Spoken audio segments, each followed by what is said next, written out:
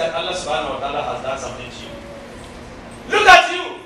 Allah subhanahu wa ta'ala has given you the eyes, has given you the limbs, has given you everything. When you have problem with your eye, one eye, not even the eye itself, but the eyebrow, you spend all your money for human being who is weak and wanted the thing back.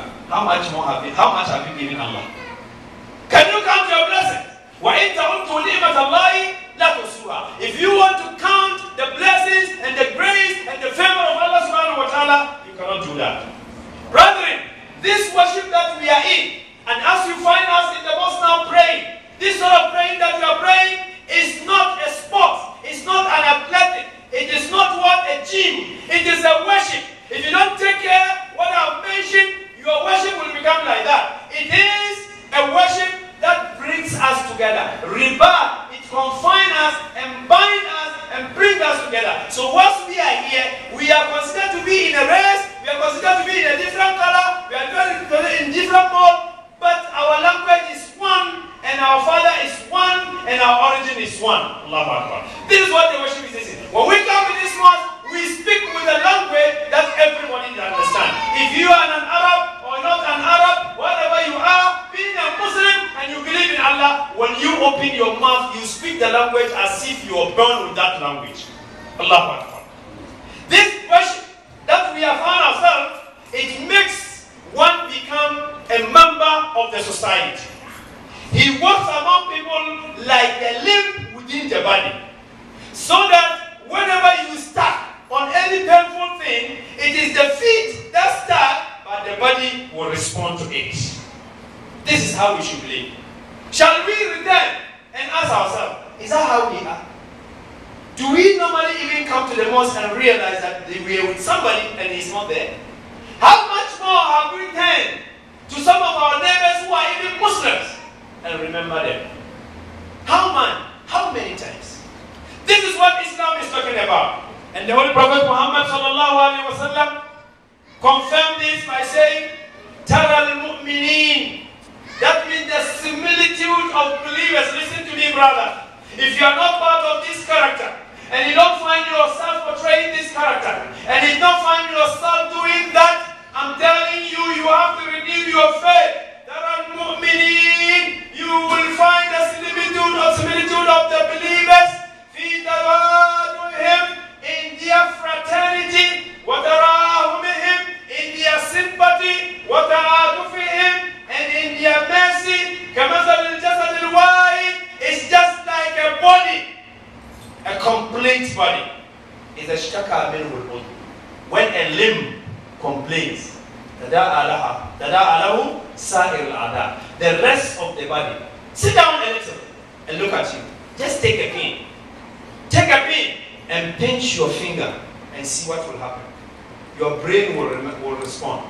Your head will respond. Your stomach will respond. Your everything will respond because it is part of it. Are we like that today? Are we like that?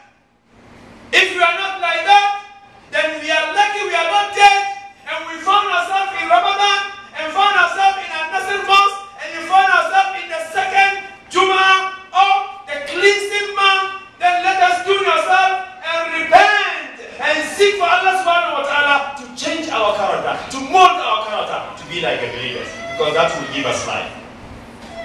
This worship that we are talking about, or the concept of worship Allah subhanahu wa ta'ala has established upon us, is a way, is a phenomenon, is a methodology, is a way of what? Of rehabilitating a society, rehabilitating a community. People have made a place and they call it rehabilitation center, which we normally call prison. Prison is not a place to punish people. It's a place to send people to transform them. Is that what is happening? No. But let me tell you, you are not in prison. You are put in Allah's confinement, in the worship of Allah subhanahu wa ta'ala, to streamline you and prepare you within the society to come like an angel walking among people. Allahu Akbar. Because when angels, they are what? La yasuna Allah ma amarahum wa yaf'aluna ma yu'marun. Brethren, let us come to Salat. The Salat we are praying. cleanse our hearts. Somebody will be praying and tune himself to Allah. He forget about the worldly things.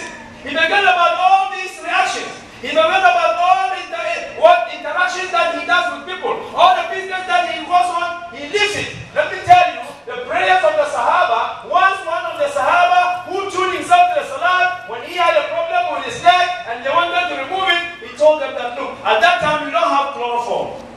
We don't have the Noadim for chloroform. He said that, I'm going to use a spiritual chloroform. You allow me when I'm praying, then you come and cut the limb. I will not listen to it. Allahu Akbar. Is that how you are? You the one who is calling somebody with the iman. When you did any Muslim, no. Is that what you say in your language? He is not an iman, he's not a Muslim. Is that your behavior? So look at the salat. It cleans our heart and then strengthens us. And then also make us among the right people. Who are the right people? Those who manage their time. Look at us. Do we manage our time? Do we respect time? Do we respect time?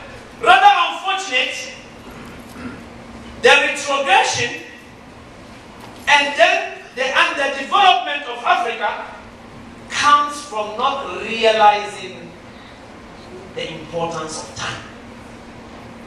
Anybody who does not respect of time should not think of any development in life. And Allah wants the Ummah to develop, and He gave us Salat. So Salat, after cleansing your heart, and then bringing you close to your people, and then binding you to your people, and binding you to the society, and binding you to everybody, then He makes you to observe and realize the importance of time. All of these things are spiritual training that makes one get the life, the good of this life and the hereafter. As Allah subhanahu wa ta'ala said, the believers are those who say, رَبَّنَا آتِنَا فِي الدُّنْيَا حَسَنَةً وَفِي الْآخِرَةِ حَسَنَةً وَقِنَا عَذَابَ النَّارِ. Seek ye the good thing in this life and the good thing in the hereafter. Don't sit down and be saying that people are saying that, the world is meant for non-Muslim. The world is meant for Muslim and the non-Muslim alike. It is for all of us and we shall work for it. I'm telling you, even today, anybody who finds himself an idol without a reason should consider himself not to be a believer. If you find yourself idle, sitting without doing anything, not working, even some of your work can be considered as jihad because you are working to be able to solve the problem of your people within the society. This is what the Salat is doing to you. And then we're telling me,